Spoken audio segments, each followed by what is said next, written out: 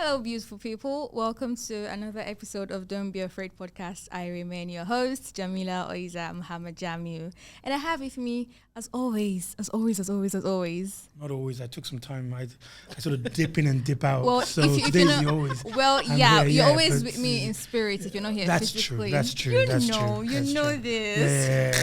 Yeah. sending you only good vibes and love and all that. Exactly. Kind of stuff. And as it is needed, very much needed. Absolutely. And we have a very important guest in the house, Lara Adesina.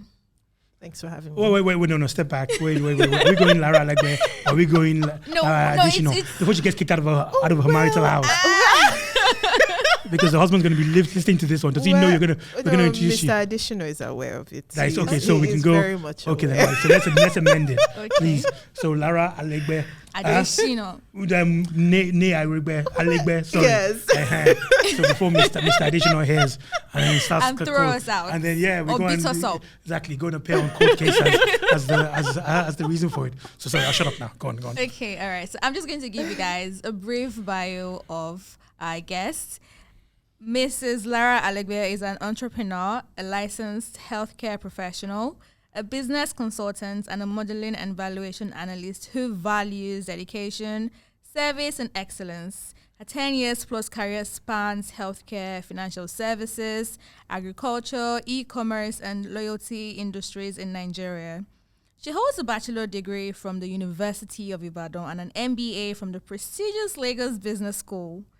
Also, she is well-versed in credit analysis and credit administration.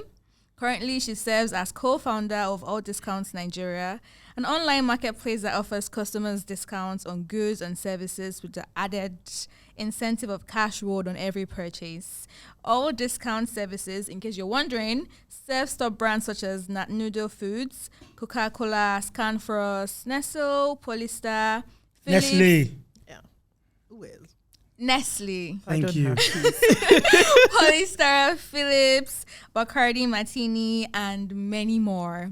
Now, aside all of this seriousness, at her leisure, she enjoys watching Western movie classics, epic movies of Korean and Chinese extraction, and correct. as well old comedy specials. You see, that Korean part actually got me because I'm such a Korean movie. Where did it come from? I keep on seeing story. Okay, we finished with the We finished with the thing, so I can we're ask. done. Where did everyone get this Korean thing from? There was a period when it was Indian. They have beautiful Indian stories. movies. Maybe that was my generation. They have beautiful stories, and production is impeccable. They do movie making very well. I think the only reason why a lot of people haven't quite caught on to K-drama and Korean epic movies is because of the language barrier.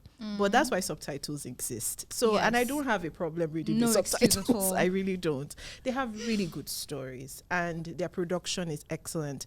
If you look at the special effects, their animation is top tier. It's top tier. Okay, sorry, no, because everybody's sort of like there's some of my friends.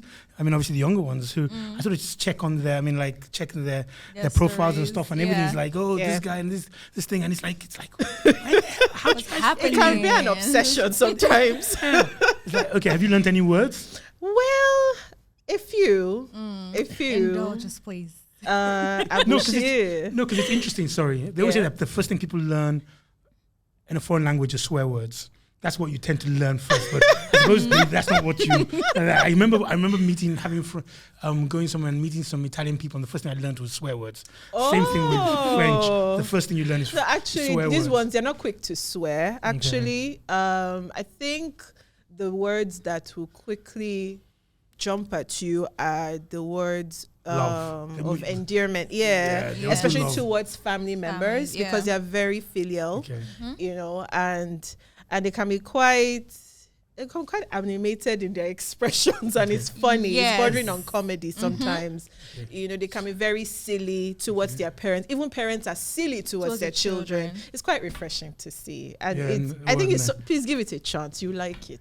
I know you don't watch it. I'll give it a chance. Alchemy of Souls for a start. Alchemy of Souls for a start. Is which one? Is Korean. That's Korean. Yes, it's a Korean movie. Is that a drama series or? It's a series. I think it's just series. 2 seasons, and it's not long. Okay. It's not long. Yeah, so still no. Don't worry about it. Nobody's not going to give it a try. You can tell me about it and give me the spoilers. I'm not going to. It's unlikely I'm going to watch it. It's like it's the same. No. I've got to. It's not. I'm being a snob or anything. I just think that what do you call it? I don't know why. I think maybe if I stumble on it, it's weird. There was a Korean film that won best Oscar movie. Oh goodness. Was it? No. What's it called? Oh, come to me. The one where people were dying like flies. Yeah. No, were they dying like flies? Or where the family took over the house? No. That's maybe not that one. No, that's not Oscar now. Parasite. Sorry, our producer, our producers. Thank you very much. Has helped us out. Parasite. So no, that was interesting. Okay. And I think I've seen a few things. It's like I had a thing about. I'm not averse to foreign movies. I actually like them.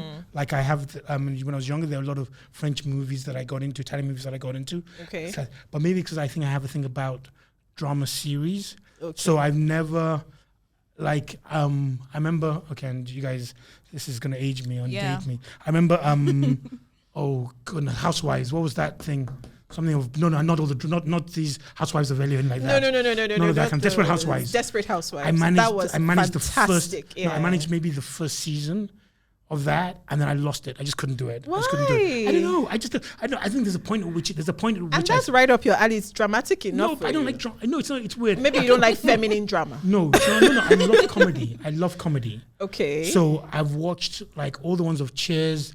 I think I've watched a lot of Friends. Okay. I've watched Frasier. I've watched How I Met Your Mother, all that kind of stuff. I've watched it. Okay. But it's almost that sort of the drama thing of like it's not every day there's drama.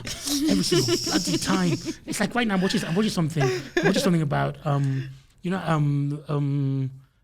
it's called Poker Face, and it's about a lady that sort of like almost goes around town, America. And whenever she goes around America, wherever she ends up, there's a murder. I'm just thinking people should find out and just stop her coming. It's like every time you come here, whenever you come to a town, someone dies. Big to just figure out one person. Yeah, but somehow it's like you're bad luck. You're bad luck. Don't come anywhere. You've got to be able to figure it at some point. So sorry. So I totally digress. But okay. So you said Alchemy of Souls. What else? Yeah. Give me your top three. Wu is another one. Attorney Wu. There's this lawyer one too. What's this guy's name? Attorney Wu is a person, or that's a series? It's a lady who is autistic, and she's a fantastic attorney. Yeah. She makes very solid arguments, and she's very empathetic, so she does very well in the courtroom. Sorry. It's lovely, and it has a lot of romantic, infusions in it. It's quite sweet. You should give it a try. Really. Okay, so I know we came to talk about e-commerce and digital and all that kind of stuff. She brought up Korean movies. Okay. How does it differ from Chinese? Because you mentioned Chinese as well. Yeah. How does it differ? For the Chinese movies, I think they lean to, especially their series, right? They lean heavily into their history. Okay. All right. And the reason I like to watch them, they can be quite ruthless. Okay. So there's a bit of history, there's a bit of their own local folk tales, of different gods and different powers that they have and things like that. The types of battles that happen in the heavenlies and things like that. Okay. Locally in Nigeria with various tribes, we have versions of such stories, but they tell theirs with their visual effects and the lovely huge sets. I watch, but majority of the times what sticks out to me is the types of characters whose stories that they try to tell. For example, you must have, I don't know if you've heard of Wu Zetian, the popular Chinese empress. Probably the only woman empress that China has ever had. History is a little bit mixed surrounding her reign. I think she reigned for more than 25 years, if I'm not mistaken. And for me, the story they told, how she rose up the ranks, the difficult decisions she had to make, there are a lot of lessons to learn, especially for leadership. When you're responsible for people, managing the complexities and needs of humans, especially your followers, because not everyone's balancing interests. Not everyone is on the same page as you.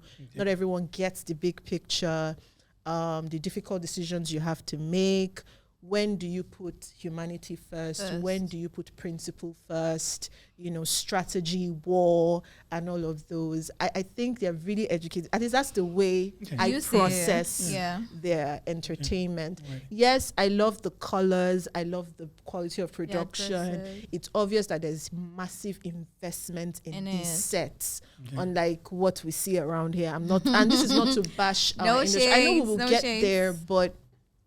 we will get there, but there are some fundamental things that need to be addressed in order for our industry to match up with such quality of production.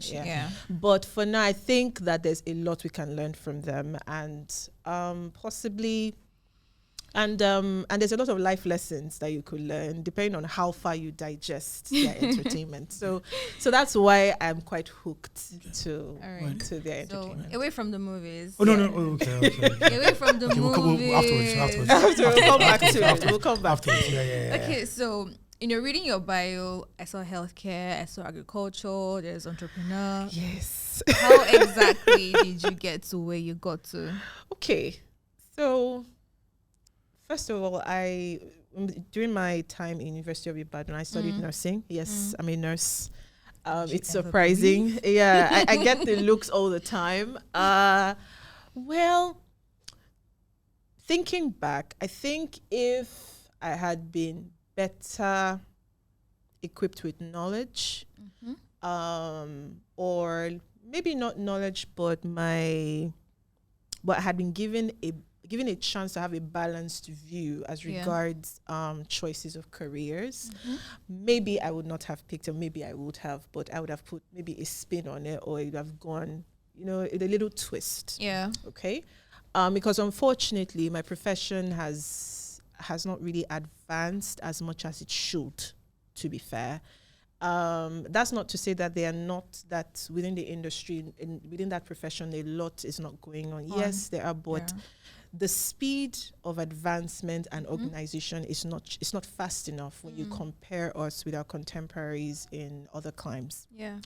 And aside that, quality of education is falling, standards are falling, a lot is just going wrong, and every day everyone is devising or finding a means to leave the country. Yeah. So, but however, I went into nursing for altruistic reasons, and partly for paternal favor.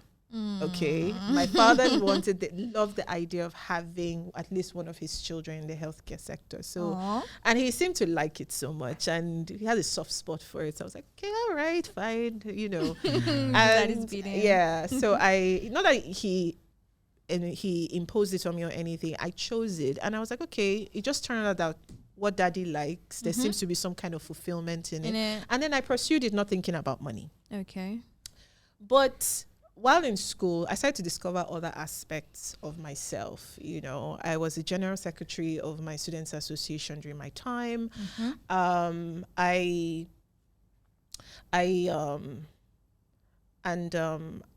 The more I explored within my environment, I discovered that, hey, there's so much more to life than just clinical nursing, worry about your patient. And that's not to say that these are not important, they are, but I just felt like I was made for more. I just felt like why would you put these other capabilities to waste? There's a reason they exist. All right. There's a reason why God made me the way I am. You are. And there's a reason I have these capabilities. So why not put them to good use? Yeah. So before we started the interview, I remember I was, if you recall, I was telling you about when I was a kid and I used to watch NTA2 Channel 5. I don't know if you remember, where they used to show video fashion and do documentaries of popular brands like Gucci, Chanel, big businesses and big brands, global brands that have stood the test of time and have far, far outlived their founders. Yes. The idea of that was fascinating. I didn't know how I was going to achieve that, but I knew in my heart that I will do something like this. Because to me, I felt, look, these businesses, these brands have stood the test of time. They've not died. If anything, ownership is just transferring from one place to the other, but the name has remained. And for me, that says tons. Okay. And aside that, when you look at the ripple effect, the multiplier effect, the number of people that have been employed, the number of lives that have been transformed, the number of families that have been impacted. I mean, when you employ one person, you have, at least in a typical father, mother, children setup, you have at least 3 to 4 mouths that are going to benefit from that salary. And that's not to even mention the various businesses that will develop, that will benefit from the earning potential that has come from that company. So it just gets bigger and bigger. The wave just keeps getting big. The ripple gets bigger and bigger and bigger. And that's why it breaks my heart whenever I see businesses fold up. It breaks my heart when I see businesses having to close up or maybe wind down, or for whatever reasons, whether for internal reasons or for external reasons, because I'm thinking about the people who are affected and the other connecting businesses. So back to undergraduate days. I didn't know how I was going to do it, but I knew that I will do this one day. All right. I had a book of dreams where I'd write different ideas that I had. Oh, it would be nice to build a business within this sector. It would be nice to own a business that, it would be nice to build a brand of this nature. I had quite a number of things on my mind. I didn't know how I was going to do it, but I knew that in this lifetime I will do it. So I graduated from school, and then I practiced for a year. During my service year, I worked as a staff nurse in Osun State. After that, shortly afterwards, I had a terrible experience with with a hospital here in Lagos. I won't mention names. They told me to come work for free because I wasn't a registered midwife. The audacity. That perhaps that when I become a registered midwife, I cannot start earning a salary with them because. So I thought about it. I was like, well, hold on a minute. So my mom had spent all this money to educate me, bought all my books, all my medical books. They're still in my mom's house, by the way. So I've just only brought some back to my husband's house not too long ago. So I thought about it. I was like, look, hold on a minute. So my mom spent all this money, and this is the nonsense you're going to. And even when I inquired about what other nurses were earning, even up to chief nursing officers, nursing sisters, senior nursing officers, and even assistant directors of nursing, I found it very depressing. Yes, I found it depressing. It is, and it's quite unfortunate. So I don't know whether I think it's a combination of both an internal problem, it's a mix of internal and external factors. And he said, because I strongly believe that if the profession just organized better, the pay structure would be better. The remuneration will be better. But sorry, I want to challenge you on something. I want to challenge you not to break your flow, but to challenge you on a few things. Now that you're an entrepreneur and a business owner yourself, do you see the other side of it? Do you see Yes, I do. Okay, I do. In the sense, the reason I say I do is that I understand. I think I understand where you're going with this conversation, because you probably feel, look, it's supply and demand, ability to pay is an issue from the customer side, from the patient side, and all of that. However, there are ways around things. We have a personal relationship, so I kind of know your background. If you've observed during your time abroad, you see a lot of clinics and very few hospitals, right? As an entrepreneur, I know better than if I were a doctor, right, or whatever profession within that field, I will not invest in setting up a hospital unless I am sure of the kind of volume that is going to be feeding into my hospital. Because it makes no sense. It doesn't make business sense. The economics of a micro facility doesn't make business sense. You are better off when you run a clinic because you do not have to make such huge capital outlay for a full-fledged hospital. But you see, a lot of the times, again, back to our education, what's incorporated in our curriculum, not a lot is talked about in business. The closest I got within our curriculum back then in UI was nursing administration. And it was mostly just resource control, human resources, but within the context of nursing. But the actual cost analysis, coming down to calculating costs, economics of scale, and things along those lines, those are not mentioned. And I'm willing to bet it's the same that applies for the other professions. And you find out that a lot of the times they have to go, at least those who are willing, then go and find them out. Oh. Yeah. If you check, there's some hospitals within Lagos now that have had to close down. I know I will not mention names. I know of a popular hospital that has closed down despite the volumes. Why? Because there's also the issue of mismanagement and discipline. Yeah.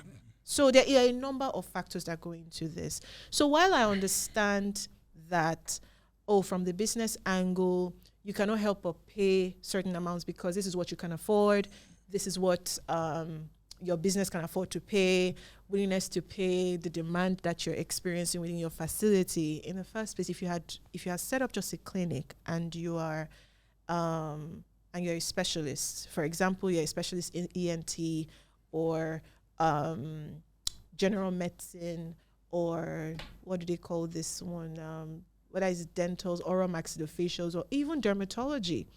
If you're running just a clinic, it's much more cost effective, right? Plug yourself into sources of demand. That's why HMOs exist. Plug yourself into places where you get a lot of demand. Put yourself out there. Run a number of promotions, right? Put yourself out there, invest a bit in people knowing where you are, what you do, and the quality of your work. And before you know it, you'll be able to pay, right, the right amounts for people who work within your clinic.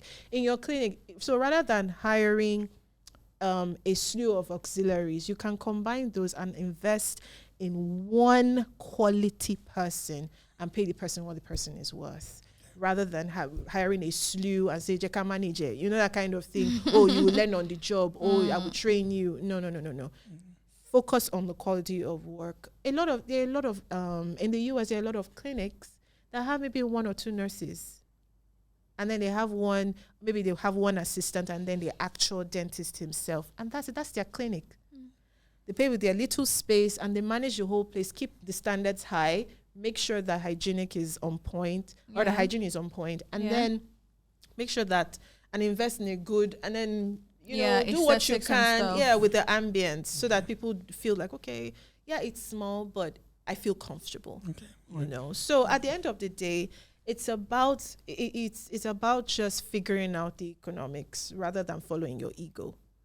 Which I think is, I know we're talking digital, but I think that's it's a good, I think that it's the biggest challenge for doing business. And that title of entrepreneur is, you mentioned Gucci's and guys, and I think that in my journey as a business owner and having done it for years, and I'm still understanding that I'm still learning on it, it is that you said it, we're not trained or taught to do this. Figure it out on your own. A friend of mine, a very friend of mine, is also a doctor. Okay. And he was pointing out that it's actually the successful hospitals aren't run by doctors. Because it's a business, and that is correct. And that thing. He's absolutely right. Absolutely, and the understanding on that. So even the Gucci's and stuff, and I think it's that understanding of the fact that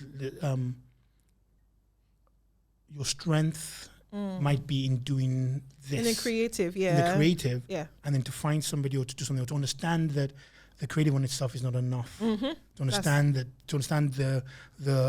fact that how many people, the cost of the medication, the cost of staff, the factoring the cost of light, the setup cost, all of that kind of stuff, which a lot of people don't understand at the get-go. And so I think that's a challenge. But so I get it. Because it's an interesting thing that, from the agency we run, the number of people that come in, and we have a very strict rule about anybody that works for us gets paid. Even if it's an internship, we pay them. Not enough to retire or anything like that, but enough so that, listen, look, they're going to come in. I mean, everyone comes in and goes, oh, we'll pay, I work for free. And like, no. Just on the basis of, as you come in, so that even for your transport, something to cover it. Yeah. That's that kind of thing. I don't want to sort of put a noose around my neck where my staff's going to come and going, you don't pay us that fantastically. Yeah. Okay, I don't know. I know.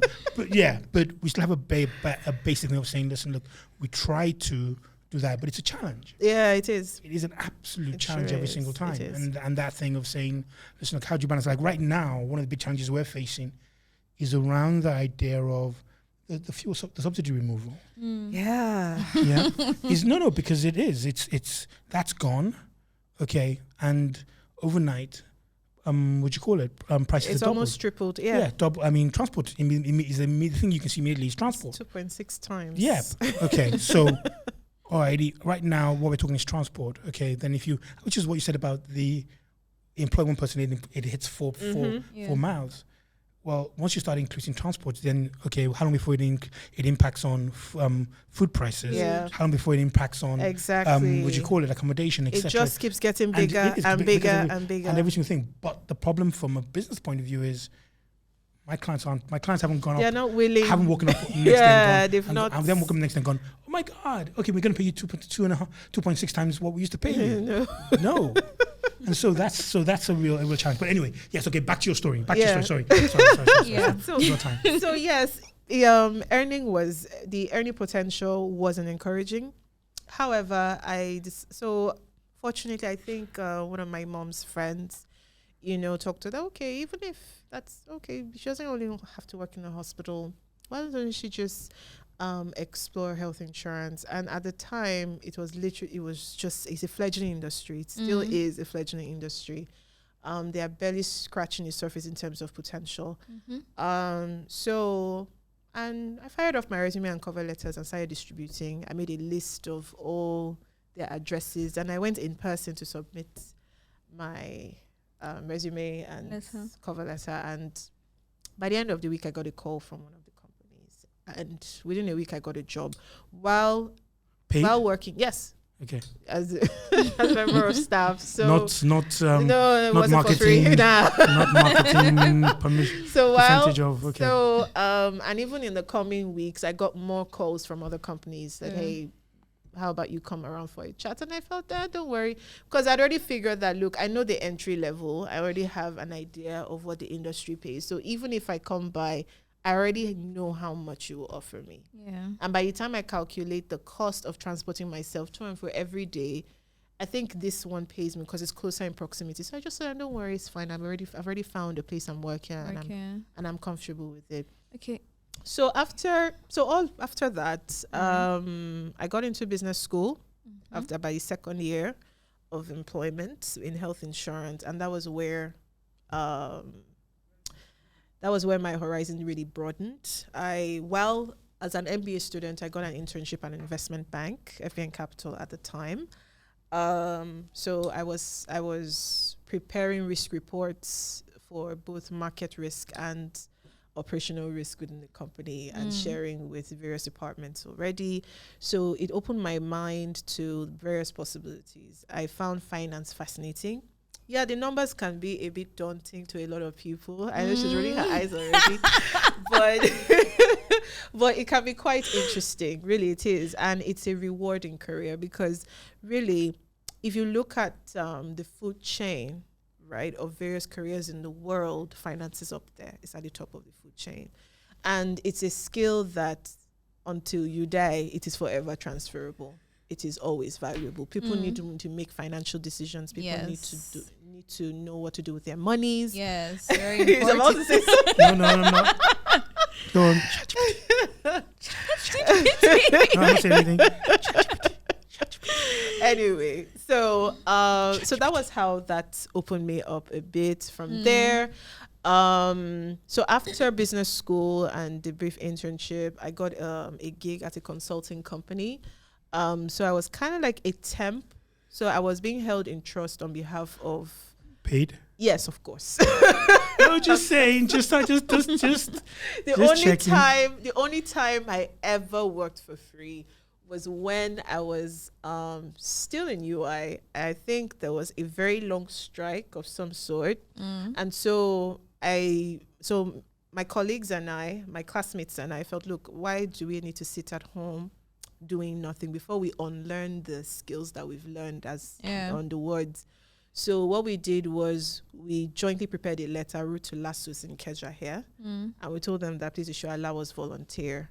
So and I think I was there for about 2 months, and I worked for free. My mom was the one paying for my transport fare and my feeding. So that's the only time I ever worked for free. And I even donated blood as well while I was there. There was a little boy who was living with lymphoma, and he really needed blood. The parents had donated, he couldn't donate anymore, and then the blood bank said, we need a donor. I said, okay, I haven't donated in probably a year. So I felt, okay, no problem. And then I went and donated. One of those things. So that's the only time I ever worked for free. And for me, I didn't see it as free because I was being paid in a different way. So I acquired skills that I probably would have learned in my 3rd or 4th year in school. I was already doing it while in the hospital. They were grossly understaffed. They needed all the help, and I was a fast learner. So hey, let's do this.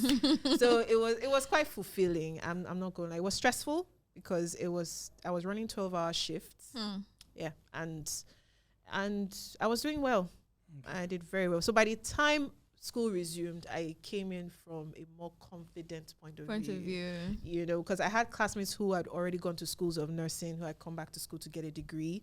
So by the time we were relating, it was almost like we were on the same level. We were operating on the same frequency. So I was quite satisfying. So that's the only time I ever worked for free. Okay, I'll stop asking. Okay. So let's consultant.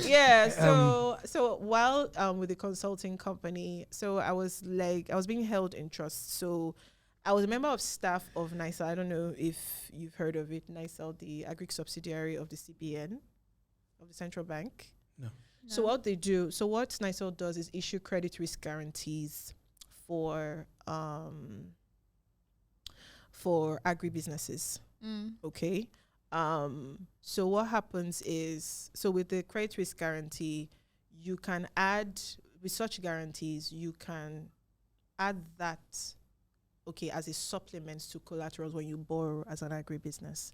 So, but what made that guarantee very more attractive is the incentive that comes with it. So at the time, that's subsidiary started out as a scheme. It used to just be a desk in the CBN, and then they decided to expand on it and make it a full-fledged company. So, the attraction for that incentive was that they pay you depending on where on the agri value chain you function.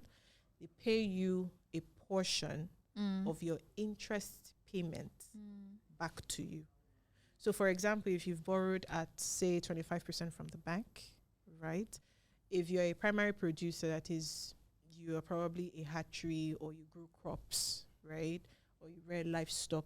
We call that primary production, okay? If you're a primary producer, you can enjoy as much as how much was it? About 30 or 40% rebates.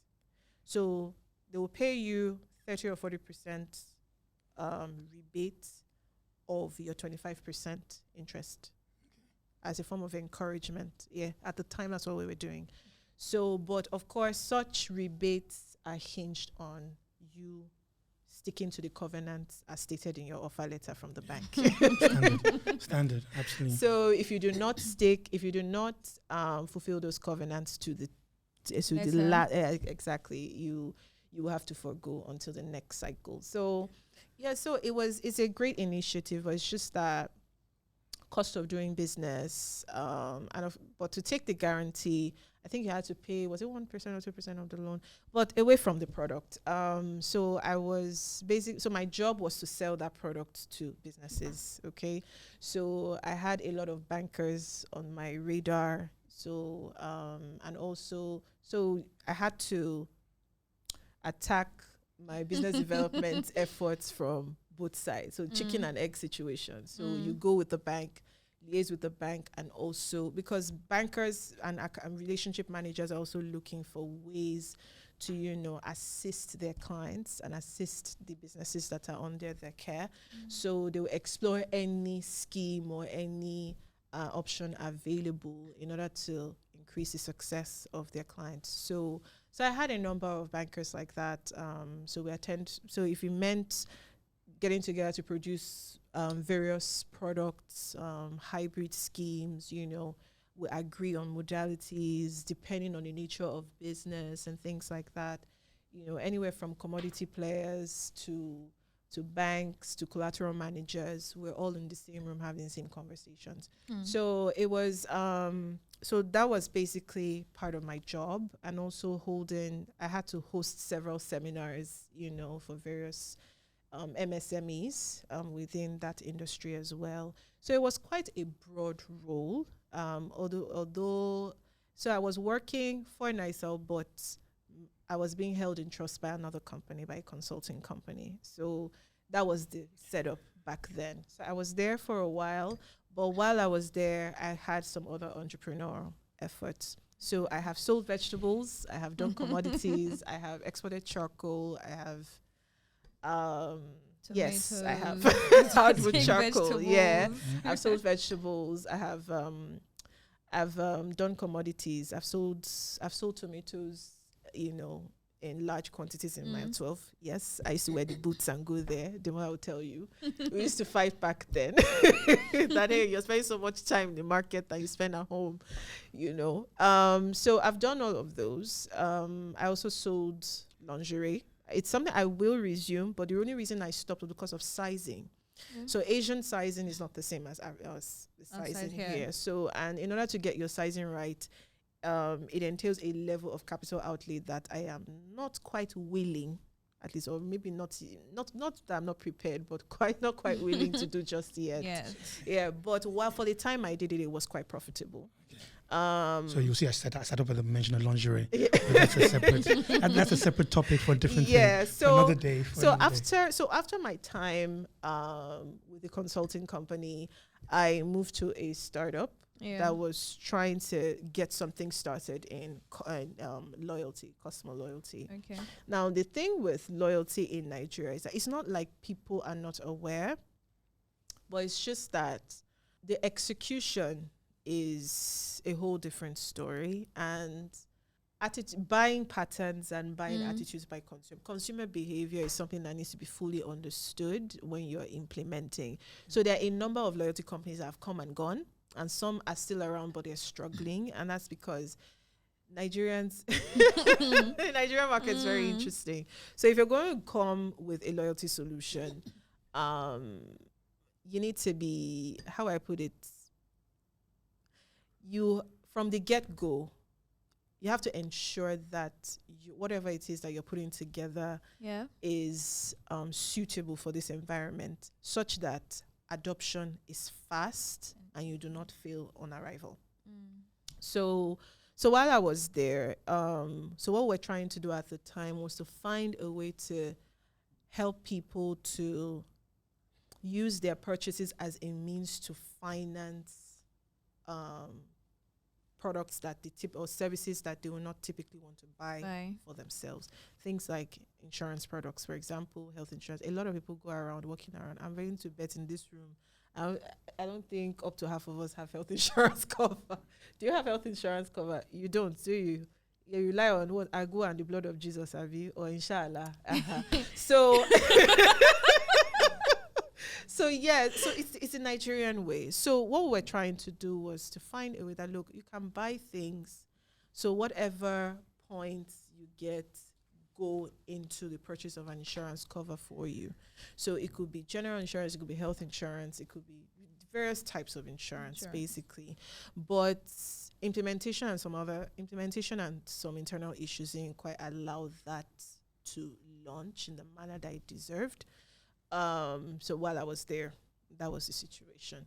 Although I dealt with some other loyalty type products, but some are still alive, some are not doing that well. So after I left, I then moved on to e-commerce. But while I was in the company, I had because I had been researching e-commerce and loyalty in other climes to see how well they do. And I thought about that. Okay, hold on a minute. We can actually replicate something that works in here. We've had a version of it, but there were some things that it didn't have, some appendages it didn't have, and that was how All Discounts was born. Okay. So I went into it with a partner. We built a minimum viable product very quickly. Mm-hmm. We're able to. I signed up even before the product was launched. I was able to sign up our first partner, Nat Noodle Foods. Yeah, and now we have over 20 brands on our roster. So. Yeah, and you've read some of them. So just a few, not all of them. Yeah, so that's how the journey's been.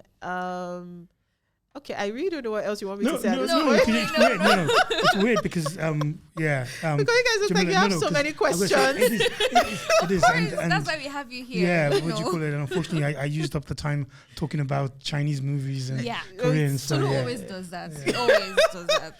Yeah, but I find this interesting. I mean, we sort of come in with one area and then sort of like just, I find conversations interesting. Interesting, yeah. I find all these things interesting and stuff. But but I mean, we've gone out of time, so we want to really focus quite quickly on the e-commerce. Okay.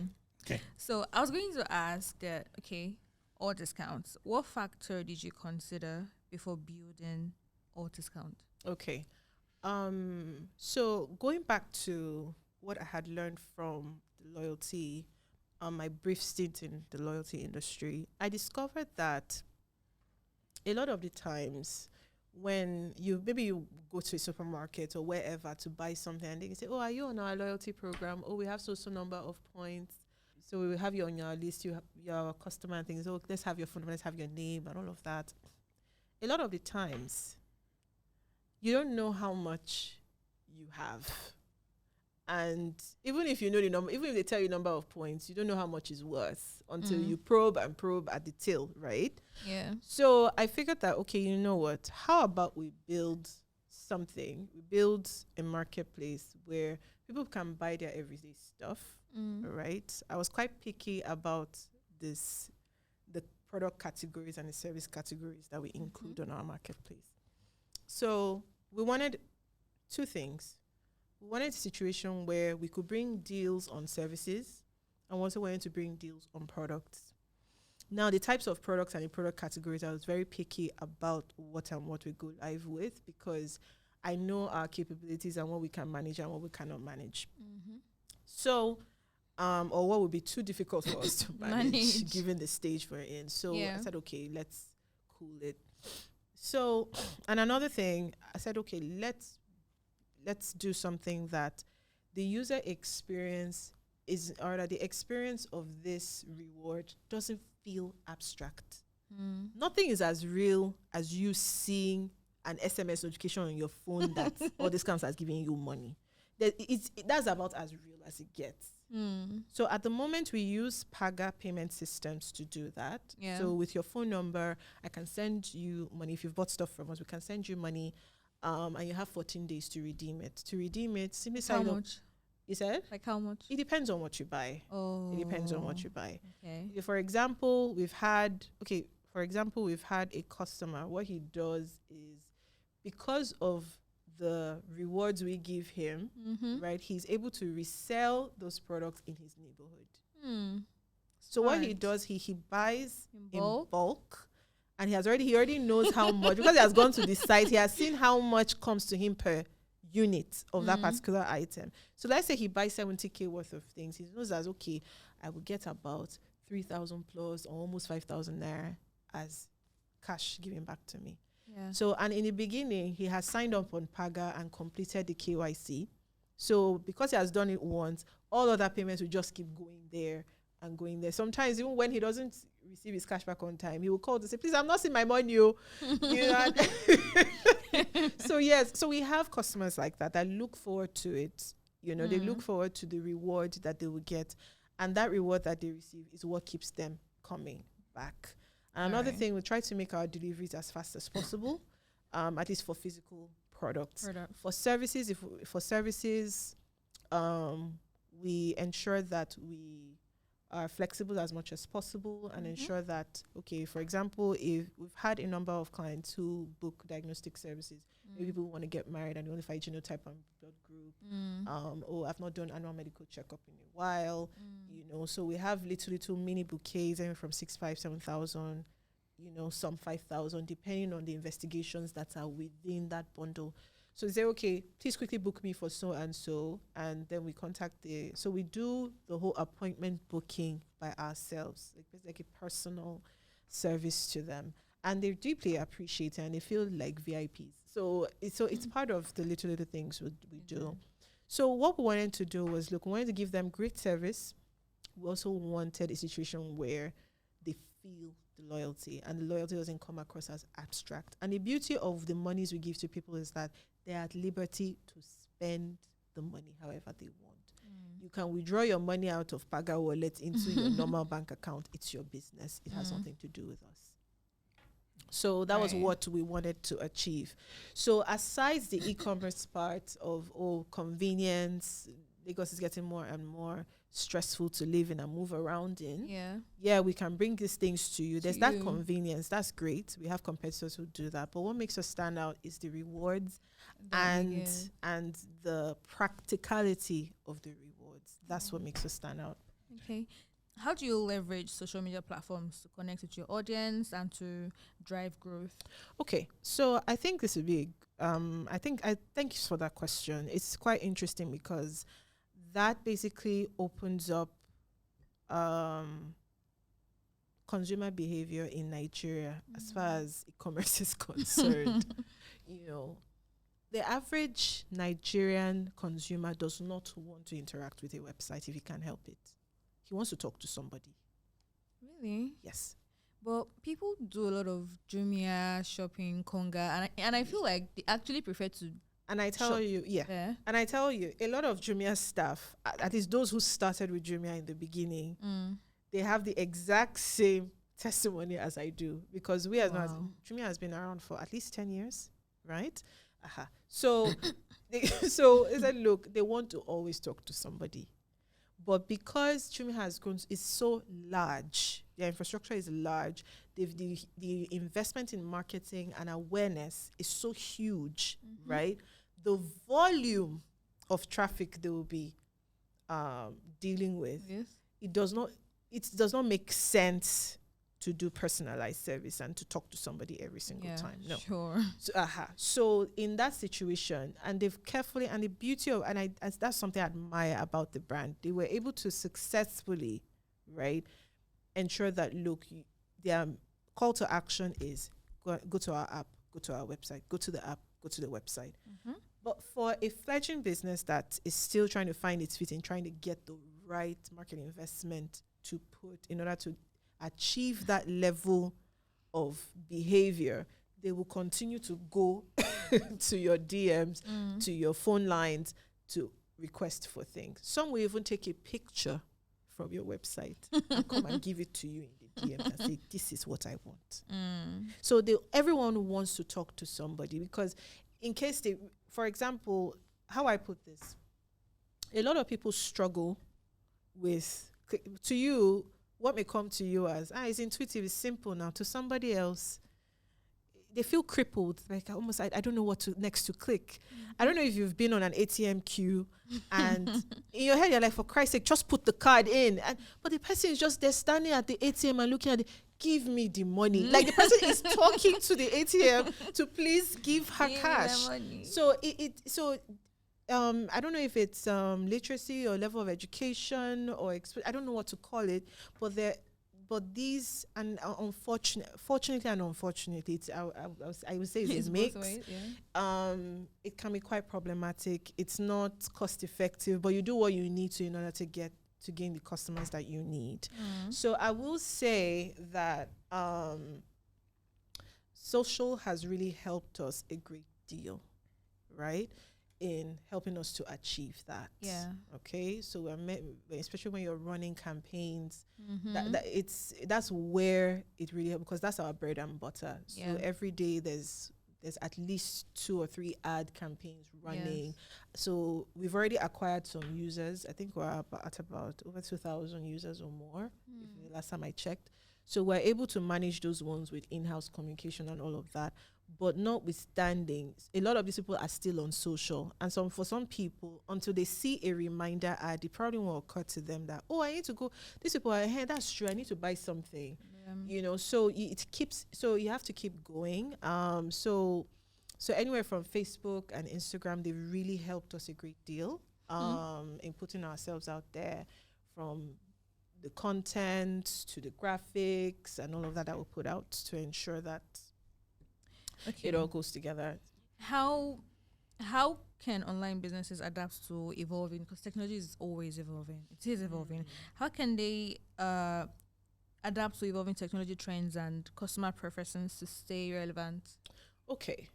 So how I put this, every business, right, has the technologies that for every, whether it's e-commerce or fintech or whatever, they all have their base technologies that were used in the beginning. Yes. Right?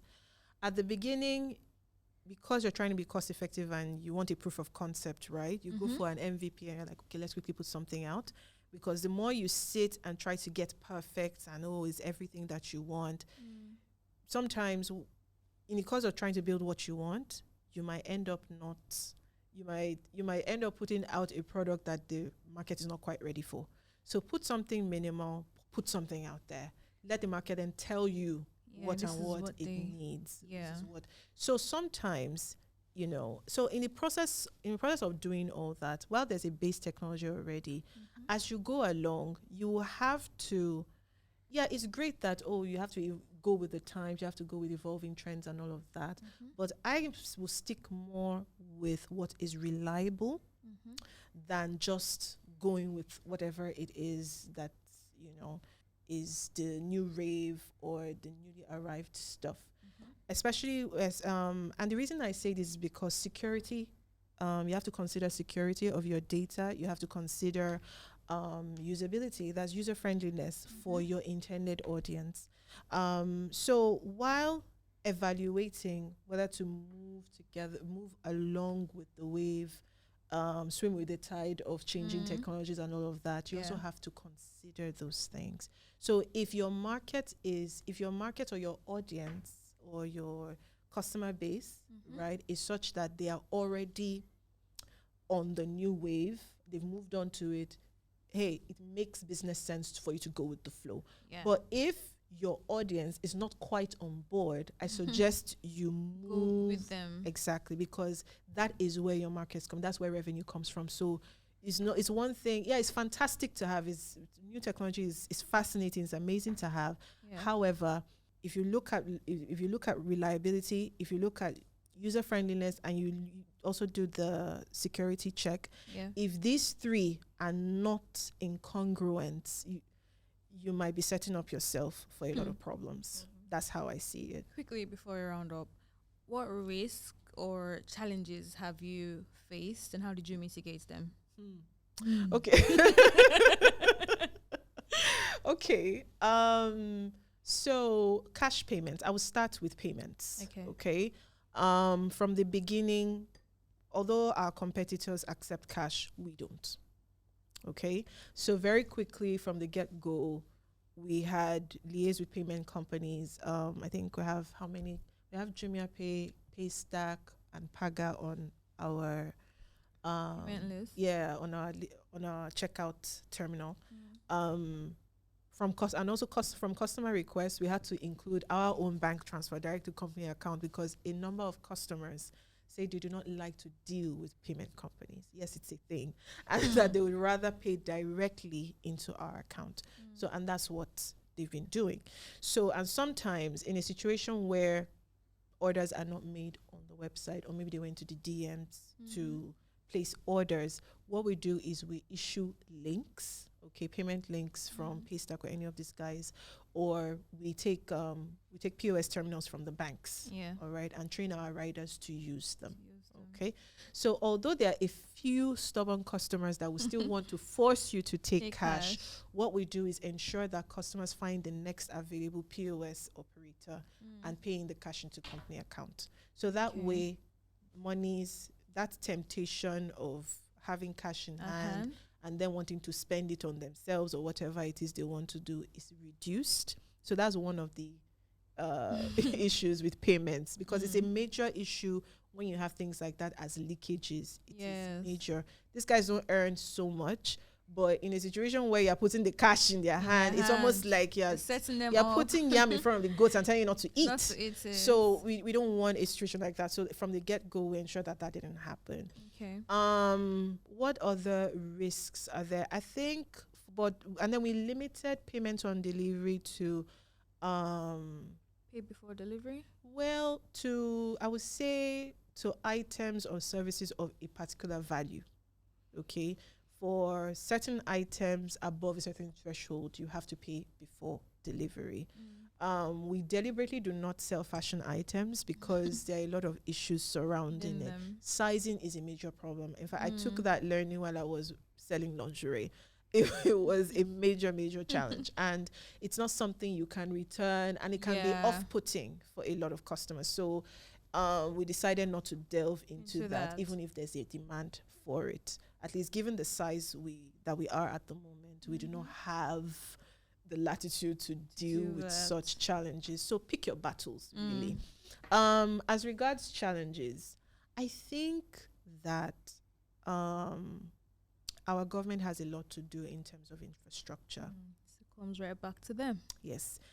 And the reason I say this is because, look, if you buy a bike today, a dispatch bike today, right, the longevity of that asset, the rate of deterioration of that asset is dependent on the quality of roads. It is. Word. It is. So, and because the smoother the roads, the faster these guys are, the faster the distance they're able. So it will affect your quality of service, right? It will affect customer satisfaction, and also the number of deliveries you're able to complete in a day. So revenue is also an issue. Your rate of returns will drop. So and it's unfortunate that we have a leadership that is not. It's like there's a disconnect.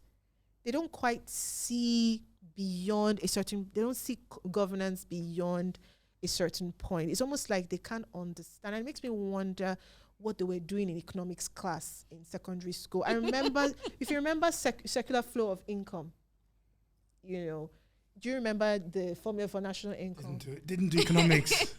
Not an economics fan. So for national income, for the gross domestic product, national income for any nation, they have various components, right? You have consumer spending, government spending, investment by businesses, CGI.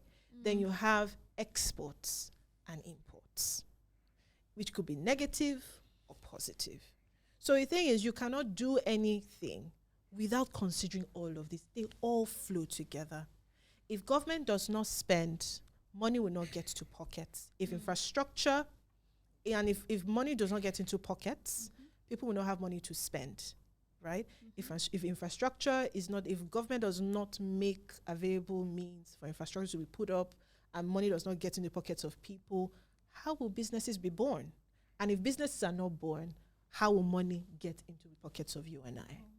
If we do not export, how will the value of our currency increase? How will our productivity increase? So it's almost like they forget this basic thing. It sounds, but it's not so simple. Actually, it is. It is when you think about it, because when you live in such a consciousness, in no time, you find out that you see yourself making policies, right, that feed into that same principle. You find yourself creating an enabling environment to ensure that businesses must not fail. More businesses need to be created. We need to produce more and things like that. So again, infrastructure development by the government. And look at EcoBridge has been closed for the past 1 year plus. It was March last year that it went on fire. This is June. Yes, this is June. 1 year and 3 months. I've been counting. The reason I say that is because routes or destinations that you ought to have taken a co-bridge to get to, you will have to go all the way to 10 minutes. And guess what? The customer doesn't want to pay more. True. So these are the issues. So with all these little things, the efficient you can't synergy can't be achieved. So really, government, you really can't run away from this. I understand that the government can't solve all our problems, but there are some basic things, and this is really one key of them. things. Actually, infrastructure development is so important. So I think that's the major thing, really. Maybe making laws, implementing laws, that support startups is another one, because you can't expect a business that's just starting up.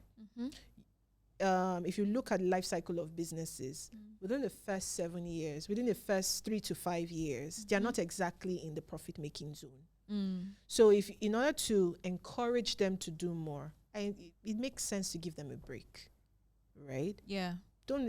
Yes, let them they can file, right? To say, okay, yes, you can have a statement of affairs, this business is running and all of that and things like that. But take it easy on the tax thing with them. Yeah. Because for every the VAT I'm not saying they won't pay VAT. Yeah, they can pay VAT, but company income tax. Because these days, whether or not your company is profitable, they will say you must pay company income tax. It shouldn't be in theory, because what we learned in school is that when you're in a loss position, you are not in a position to pay tax. But in Nigeria, you and I know that that's not what happens. They will still come and knock on your door. So I think that startups need to be given a break, at least 3 to 5 years. Let them find their footing. Then you can start coming for them for taxes. Right. So I think every other thing comes down to those two. Really, that's what it comes to. Yeah, when it talks about funding and all that, it still comes to startup policy. Okay, so it all comes down to those two. Once those two are sorted and they're thinking along those lines, I think more and more businesses will do well and they will succeed. Nigerians are not lazy; we're very hardworking. Yeah. Yes. True. Thank you very much. You're welcome. I feel like Tolu has lots of questions to ask. But we'll not give him the chance. We're not going to give him the chance. Not today. Unfortunately, we're going to have to round up. You guys can have a discussion later. But this has been quite an insightful episode. Really, I'm not a business person, but I'm in the midst of two business-minded people, and I mean, I'm getting the energy, but I will not go into business. Maybe I just might, but let me not. Never say never, anyways. Okay. So, you guys, I know you've been always listening to our podcast. Please continue doing so. Follow us on our social media pages, DBA_podcast on podcast. Yeah. DBA_podcast. Yeah, check it. Don't remember. Listen to previous. Listen to previous episodes. On Just Instagram. subscribe. Check it. Yeah. On Instagram, on Twitter, TikTok, and listen to us on Spotify, Apple Podcasts, Google Podcasts, and don't forget to comment on our podcast, on our episodes. Thank you very much for listening. Bye. Bye.